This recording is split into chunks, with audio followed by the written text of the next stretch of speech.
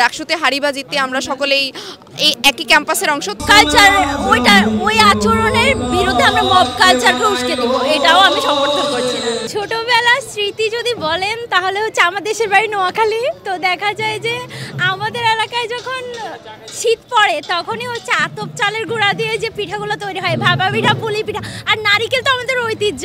তো নারকেল পুলি, তারপরে পাটিসাপটা, এই যে এই পিঠাগুলোর কথা মনে পড়ে গেল আজকে আবার এই উৎসবে এসে। সবাই মিলে একসাথে এই ধরনের উৎসব আসলে সবাইকে কানেক্ট করে রাখে।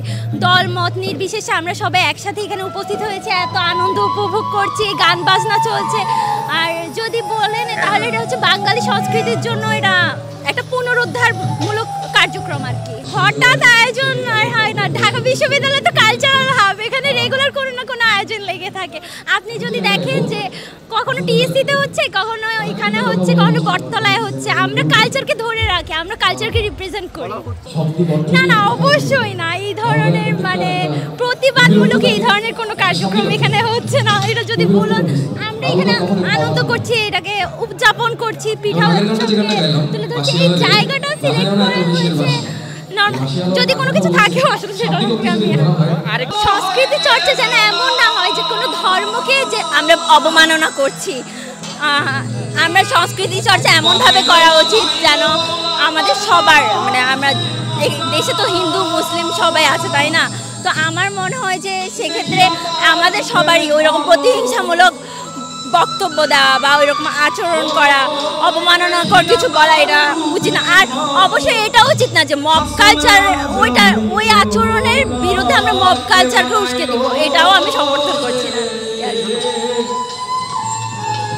পিঠা উৎসব উপভোগ করেছি। এখানে আসার পর দেখলাম যে বিভিন্ন রকমের পিঠা আছে এবং সেটা সাধারণ ঢাকা বিশ্ববিদ্যালয়ের যে সকল শিক্ষার্থী আছে, ঢাকা বিশ্ববিদ্যালয়ের শিক্ষার্থীরা এবং আরও যারা এসেছেন অতিথিরা, আমন্ত্রিত অতিথিরা সবাই হচ্ছে পিঠা খাচ্ছেন। এখানে লাইভ ভাপা পিঠার একটা স্টেশন ছিল, সেইটা খাওয়া এখনও সেই স্টেশনটা চলছে এবং এখানে মুড়ি পার্টিও হবে। তো সব কিছু মিলিয়ে এই শীতের মধ্যে একটা উৎসব ভাব বা আমেজ ভাব দেখা গিয়েছিল। আমাদের ভূমিকম্পের আতঙ্কে কিন্তু আমাদের ক্যাম্পাসের শিক্ষার্থীরা অনেকটা প্যানিক ছিল, অনেকটা আতঙ্কগ্রস্ত হয়ে পড়েছিল। তো এই আতঙ্কের মধ্যে এরকম একটা উৎসব বা এরকম একটা আয়োজন আমাদেরকে আসলে অনেকটা উৎফুল্ল করে, অনেকটা হচ্ছে আমাদেরকে আনন্দ দেয়। নবান্নের উৎসবের আমেজ যেটা আমরা গ্রাম বাংলায় পেতাম, যে আশেপাশে প্রত্যেকটা ঘর বাড়িতেই হচ্ছে নতুন ধানের, নতুন পিঠার একটা গন্ধ পাওয়া যেত, গন্ধে আশেপাশে মৌ করতো।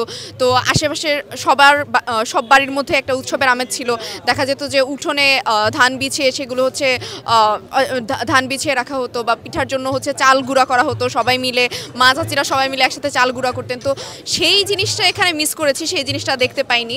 সেটা তো আসলে এই শহুরে পরিবেশে আনা সম্ভব না। তবুও এই শহুরে পরিবেশে যতটুকু আয়োজন সম্ভব হয়েছে, আমাদের জারি গান, সারি গান এবং যেই পিঠার নবান্ন উৎসবের যে একটা আমেজ, সেটা যতটুকু এখানে এনে প্রাণবন্ত করে তোলা সম্ভব হয়েছে, সেই আয়োজনকে আমি সাধুবাদ জানাই। আসলে এখানে আমি একজন আরেকজনকে পোক করার ব্যাপারটা অত বেশি পরিমাণে দেখিনি। আসার পর আমি ডাকসুতে নির্বাচিত একজন প্রতিনিধি, আমি শামসুন্নাহার হল সংসদের সাধারণ সম্পাদক। আমাদের হল সংসদকে আমন্ত্রণ জানানো হয়েছে, আমি আমার হল সংসদ থেকে এসেছি। আমার হল সংসদের ভিপি এসেছেন, সংস্কৃতি সম্পাদক এসেছেন, পাঠকক্ষ সম্পাদক এসেছেন। আমরা এসে এখানে আরও অন্য মতাদর্শের মানুষ যারা আছেন ডাকসুতে, যারা হেরে গিয়েছে, তাদেরকেও দেখতে পাচ্ছি। মোট কথা আমরা সবাই হচ্ছে মানে ক্যাম্পাসেরই অংশ আর কি, ক্যাম্পাসেরই শিক্ষার্থী। আমরা ডাকসুতে হারি বা জিততে আমরা সকলেই এই একই ক্যাম্পাসের অংশ। তো আমি ডাকসুতে হারা বা ব্যাপারটাকে বেশি হাইলাইট না করে এখানে সবাই ঢাকা বিশ্ববিদ্যালয় ক্যাম্পাসের শিক্ষার্থী, এই বিষয়টাকে বেশি হাইলাইট করব।